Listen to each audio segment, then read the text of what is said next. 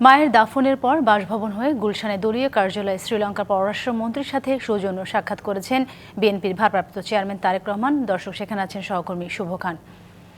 শুভ, জানতে চাইব তারেক রহমানের সাথে শ্রীলঙ্কার পররাষ্ট্রমন্ত্রীর সাক্ষাতের বিষয়ে সর্বশেষ কোনো তথ্য আপনি জানতে পেরেছেন কিনা? এছাড়া জানাবেন সেখানে নেতা কর্মীদের উপস্থিতি কেমন দেখতে পাচ্ছেন? জি সাথী, আপনি যেমনটি বলছিলেন যে আসলে মায়ের রাজকীয় দাফন শেষে ছেলে ফিরে আসেন গুলশানের বাসভবনে। সেখানে অল্প কিছু সময় স্বজনদের সাথে কাটিয়েই রাজনৈতিক কাজের জন্য বিএনপির যে কার্যালয় গুলশান, সেখানে কিন্তু ছুটে আসেন বিএনপির ভারপ্রাপ্ত চেয়ারম্যান জনাব তারেক রহমান। আপনাদেরকে আমরা দেখানোর চেষ্টা করছি। সেখানে শ্রীলঙ্কার পররাষ্ট্রমন্ত্রীর সাথে বৈঠক হয়েছেন। কিছুক্ষণ আগেই সেই বৈঠক শেষ করে শ্রীলঙ্কার পররাষ্ট্রমন্ত্রী এই স্থান ত্যাগ করেছেন। বৈঠক শেষে বিএনপির স্থায়ী কমিটির সদস্য আমির খসরু মাহমুদ চৌধুরী গণমাধ্যমের সাথে কথা বলেছেন। তিনি যেমনটি বলেছেন যে আসলে তিনবারের সাবেক প্রধানমন্ত্রী বেগম খালেদা জিয়ার গতকালকের মৃত্যু এবং আজকের যে ইতিহাস করা যে নামাজের জানাজা, সেই জানাজায় দেশের বিভিন্ন দেশের যে কূটনৈতিক ব্যক্তি এবং রাষ্ট্রের বড় বড় ব্যক্তি কিন্তু বাংলাদেশে তাৎক্ষণিক সময়ের মধ্যেই এসে পৌঁছেছেন এবং এই জানাজায় অংশ নিয়েছেন এবং খালেদা জিয়ার যে পরিবার তাদেরকে কিন্তু যে শোক বার্তা সেটি জানিয়েছেন এবং তা সেই শেষ করে প্রত্যেকটি দেশের যারা এসেছেন তারা কিন্তু বিএনপির সিনিয়র ব্যক্তিবর্গের সাথে মিটিং করেছেন এবং সামনের বাংলাদেশের সাথে সামনের যে সম্পর্ক, ব্যবসায়িক সম্পর্ক, সাংস্কৃতিক সম্পর্ক, বিভিন্ন সম্পর্ক কেমন হবে, কেমন চলবে বা সামনে নির্বাচন কেমন হবে, এসব বিষয় নিয়ে কিন্তু বিএনপির নেতাদের সাথে, সিনিয়র নেতাদের সাথে, বিদেশি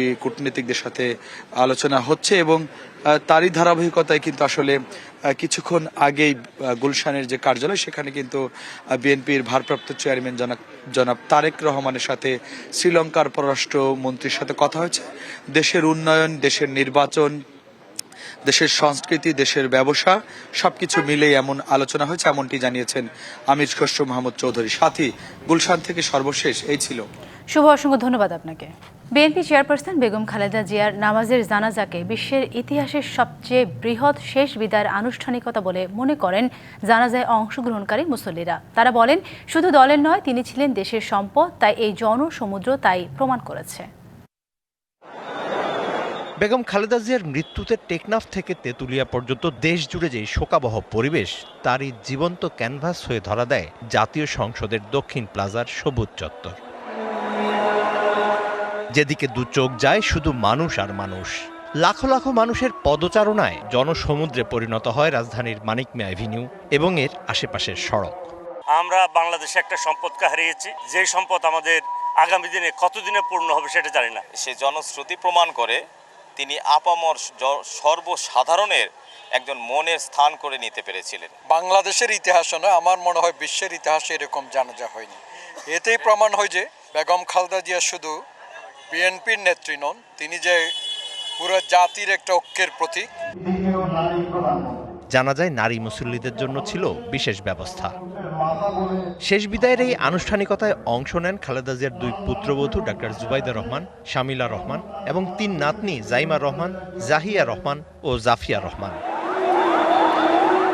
জানাজায় অংশ নিয়ে নারীরা জানান তাদের অনুভূতি। উনি এটা প্রমাণ করে গেলেন যে উনি খালেদা জিয়ার বিকল্প নাই। উনি তো আমাদের সারা বাংলাদেশের একজন অভিভাবক। এই বাংলাদেশ এখন অভিভাবকবিহীন হয়ে গেছে। আপসীন নেত্রীর দেশপ্রেম ধারণ করে এগিয়ে যাবার প্রত্যয় তরুণদের মাঝে। আমাদের নেত্রী আমাদেরকে শিখিয়ে দিয়ে গেছে দেশপ্রেম কিভাবে আর কি মানুষের দোরগোড়ায় পৌঁছায় দিতে হয় বা মানুষ দেশকে কিভাবে ভালোবাসতে হয়। তার এই আপসহীন এবং বাংলাদেশপন্থী যে রাজনীতি, সেই রাজনীতি আমরা তরুণ প্রজন্ম শতভাগ বুকে ধারণ করি এবং লালন করি।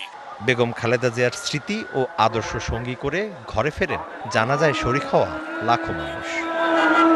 লাখো মানুষের নিঃস্বার্থ ভালোবাসা ও অকুণ্ঠ শ্রদ্ধার মধ্য দিয়ে এক অবিস্মরণীয় শেষ বিদায়ের সাক্ষী হলো বাংলাদেশ।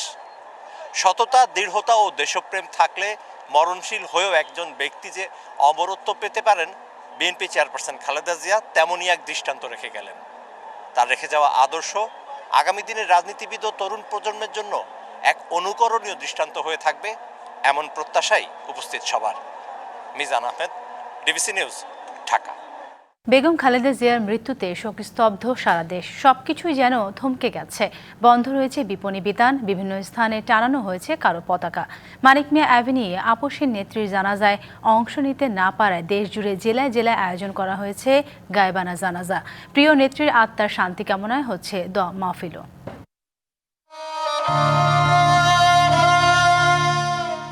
দেশবাসীকে কাঁদিয়ে চিরবিদায় নিলেন বেগম খালেদা জিয়া। তার অন্তিম যাত্রায় শ্রদ্ধা জানাতে ও জানাজায় অংশ নিতে শোকাহত মানুষের ঢল নামে রাজধানীর মানিক মিয়া এভিনিউ ও আশেপাশের এলাকায়। লাখ লাখ মানুষ অশ্রুসজল চোখে তাকে শেষ বিদায় জানান।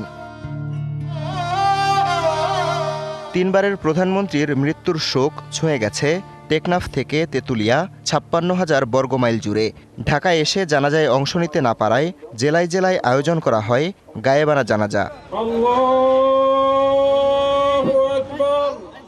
বেগম খালেদা জিয়ার আত্মার মাগফিরাত কামনায় তার শ্বশুরবাড়ি বগুড়ায় মহল্লায় মহল্লায় হয়েছে গায়েবানা জানাজা।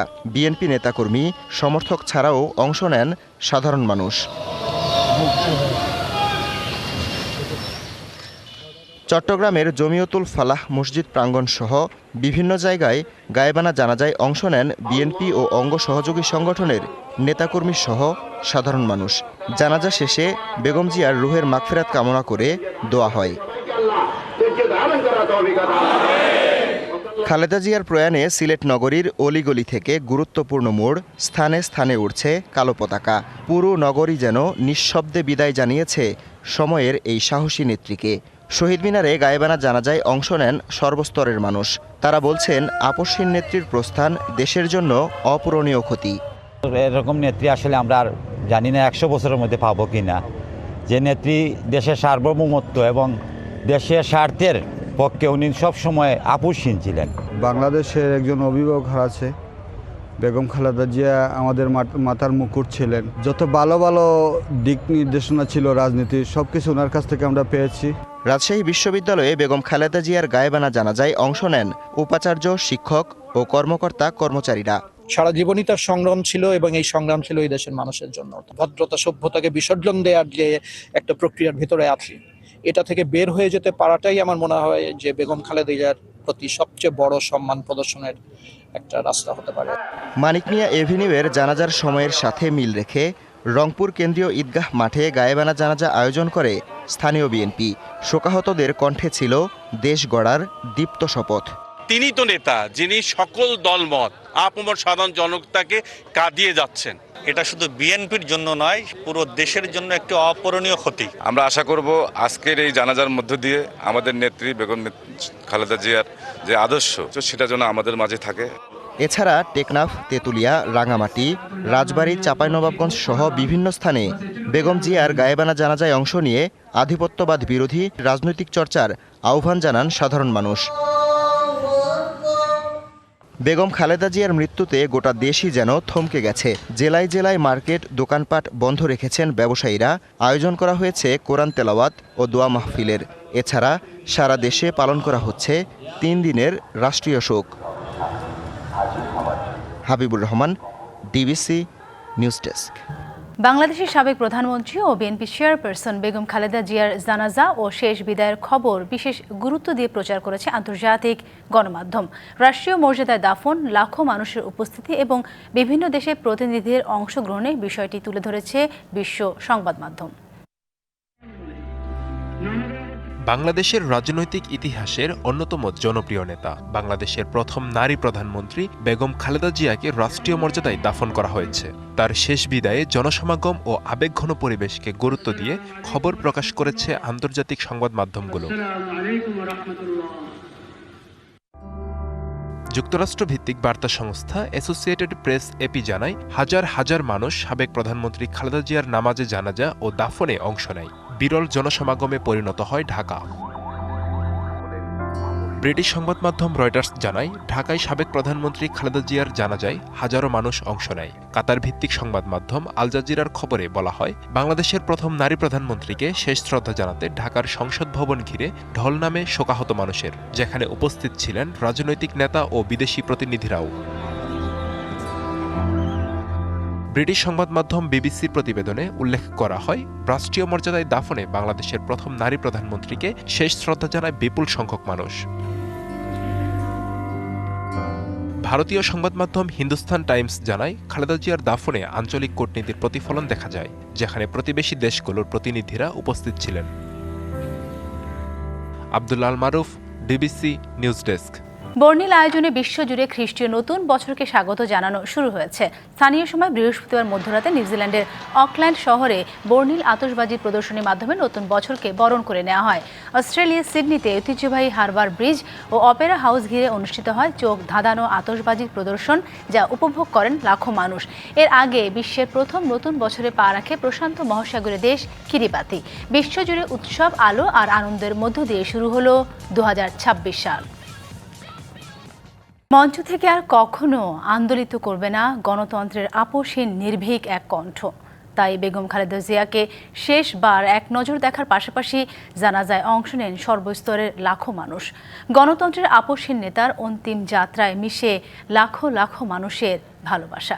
এই জনস্রোতে স্পষ্ট ছিল খালেদা জিয়ার প্রতি মানুষের অকুণ্ঠ ভালোবাসা। একটি মৃত্যু, শোকে স্তব্ধ একটি জাতি। সাবেক প্রধানমন্ত্রী, গণতন্ত্রের আপোষহীন নেতা বেগম খালেদা জিয়ার মৃত্যুতে শোকাহত কোটি মানুষ। জানাজায় অংশ নিতে দেশের নানা প্রান্ত থেকে তীব্র শীত উপেক্ষা করে মঙ্গলবার রাত থেকেই মানিক মিয়া এভিনিউ ও আশপাশের এলাকায় জড়ো হতে থাকেন নেতাকর্মীরা। অনেকে ফুটপাতেই রাত কাটিয়েছেন প্রিয় নেত্রী জানাজায় সামনের কাতারে থাকার আশায়। বুধবার সকাল থেকেই লোকে লোকারণ্য হয়ে ওঠে সংসদ ভবন চত্বর ও এর আশপাশের সড়ক। লাখ লাখ মানুষের ভালোবাসা ও চোখের জলে বিদায় নিলেন বেগম খালেদা জিয়া।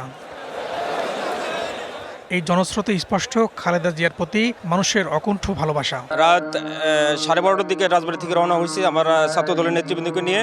মহাকালের এক মহাকাব্যের বিদায় দিতে আমরা এখানে এসেছি।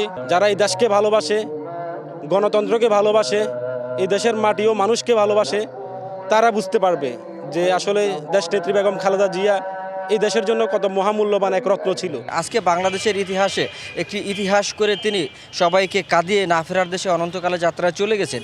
এমতো অবস্থা আমাদের বলার আসলে অনুভূতি আমরা হারিয়ে ফেলেছি। দলীয় নেতাকর্মী থেকে শুরু করে নানা শ্রেণী পেশার মানুষের আবেগ আর কান্নার ঢেউ। আজকে আমরা 18 কোটি মানুষ এমন একজন অভিভাবককে হারাইছি যা আমরা কখনো পুরা করতে পারবো না। বাংলাদেশের তিনবারের প্রধানমন্ত্রী উনি আজকে শেখ হাসিনার স্বৈরতন্ত্রের অভিশাপে ওনাকে স্লো পয়জন করে আজকে দুনিয়া হতে বিদায় দেওয়া হয়েছে। দলমত নির্বিশেষে জাতীয় ঐক্যের প্রতীক হয়ে উঠেছিলেন বেগম খালেদা জিয়া। এই জাতি একজন দেশনেত্রী, দেশপ্রেমিক ব্যক্তিকে হারালো। চাইলে অনেক বিলাসবহুল জীবনযাপন করতে পারতেন। এদেশের মানুষের প্রতি ভালোবেসে সবকিছু সহ্য করে নিয়েছেন। আল্লাহ তার ফলস্বরূপ তাকে সম্মানিত করেছেন। খালেদা জিয়া এই বাংলাদেশের আপোষহীন নেত্রী এবং যিনি বলেছিলেন যে আমার বিদেশে কোনো প্রভু নাই, আমাদের বন্ধু আছে। প্রকৃতিও খালেদা জিয়াকে বিদায় জানালো হাসি মুখে। কয়েকদিনের কনকনে ঠান্ডা দূর করে নগরীতে রং ছড়ায় বৃষ্টি রোদ। সাধারণ গৃহবধূ থেকে সমগ্র বাংলাদেশের মানুষের কাছে তিনি হয়েছেন প্রিয় নেত্রী, আপোষহীন নেত্রী।